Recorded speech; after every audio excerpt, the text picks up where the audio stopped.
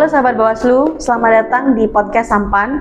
Saatnya mengulas pengawasan podcast Bawaslu Kabupaten Pamekasan yang menjadi podcast kebanggaan warga Pamekasan. Bersama saya di sini Vika Prita Amelia sebagai host hari ini yang akan menemani kalian dan juga akan mengulas pengawasan bersama narasumber kita hari ini.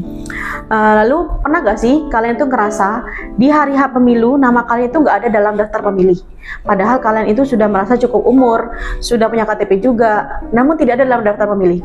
Padahal kalian itu juga udah dandan rapi-rapi nih untuk ke TPS seperti itu. Makanya hari ini kita kedatangan narasumber yang kompeten dalam bidangnya, yaitu Bapak Kordif Pencegahan Parmas dan Humas, Bapak Abdullah Saidi. Bagaimana Pak kabarnya hari ini? Alhamdulillah baik, Mbak Bika. Alhamdulillah, senang mendengarnya Pak. Apakah sudah siap hari ini mengulas pengawasan bersama kami? Insya Allah. Ya, oke. Jadi bagaimana Pak tanggapan Bapak tentang isu yang sudah saya sampaikan di awal tentang warga yang merasa bahwa di hari H pemilu itu nama dia tidak ada dalam daftar pemilih, padahal dia itu sudah punya KTP, juga sudah merasa cukup umur, seperti itu Pak. Bagaimana? Nah, ini namanya tragedi demokrasi, Mbak Bika. Ini sebetulnya kita harus bertanggung jawab, terutama KPU, Bawaslu, termasuk juga masyarakat terkait dengan ini. Jangan sampai terjadi lagi hal seperti itu. Makanya kami bertugas mengawasi KPU untuk melakukan update data, memperbaiki data, bagaimana data pemilih itu betul-betul akurat, betul-betul dipertanggungjawabkan. Begitu, Pak Bika. Oh, oke. Berarti maksudnya di sini data pemilih itu harus terus diupdate, seperti itu Pak ya. Jadi nggak harus nunggu kampanye, nggak harus nunggu masa tahapan pemilu, seperti itu Pak. Betul. Kami bertugas melakukan pengawasan. Oke. Apa yang dilakukan oleh KPU? KPU terutama di masa tahapan, KPU kan melakukan coklit. Tapi seperti sekarang ini KPU ada istilahnya bertugas untuk melakukan perbaikan data pemilih berkelanjutan. Data pemilih berkelanjutan ini dilakukan di non tahapan.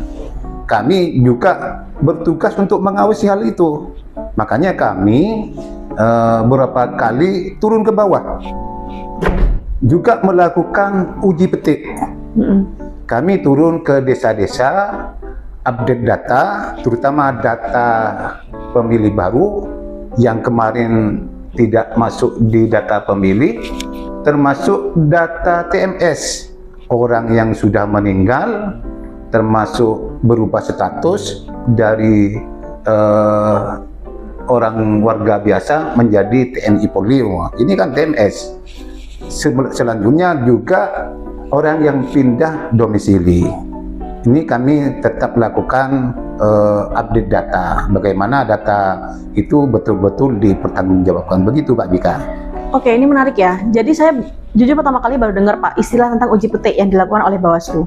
Karena sebelumnya saya cuma mengenal tentang istilah coklit yang dilakukan oleh KPU. Berarti Bawaslu juga punya program uji petik ini Pak. Bagaimana? Mungkin bisa dijelaskan lebih dalam Pak.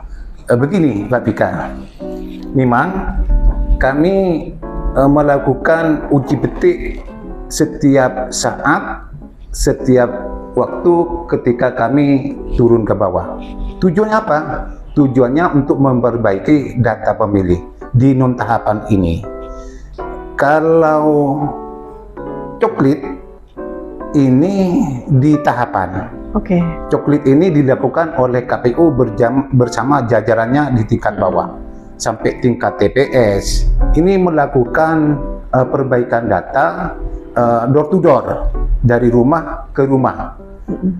Bedanya apa dengan uji petik? Kalau uji petik ini terbatas, pakai sampling istilahnya, berapa desa cuman diambil berapa data sampai 100 data. Wah, ini dicek keabsahannya, kebenarannya, terus diupdate melalui operator desa. Kami sangat terbantu sekali dengan adanya operator desa sekarang karena online.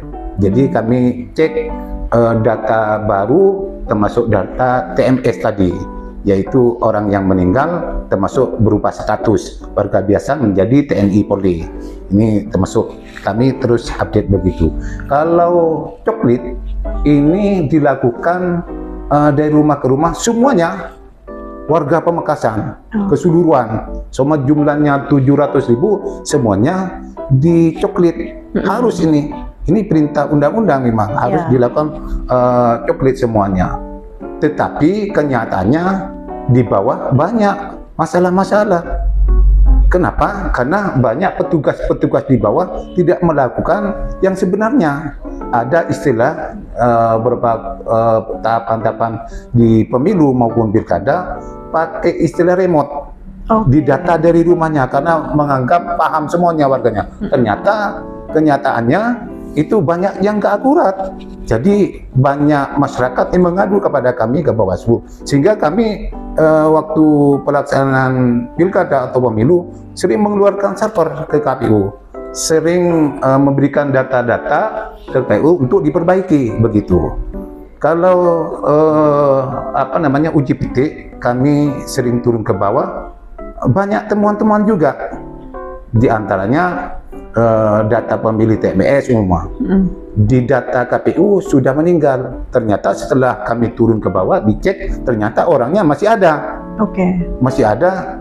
Kami juga pastikan dicek kalau orangnya ada, dipastikan dengan KTP-nya, orangnya juga di video, data-data dukung dan lainnya kami hadirkan, termasuk kakaknya itu, sehingga temuan-temuan kami termasuk orang pemilih baru umum banyak sekali di bawah. Ternyata tidak ada di desa itu, sudah pindah beberapa waktu yang lalu.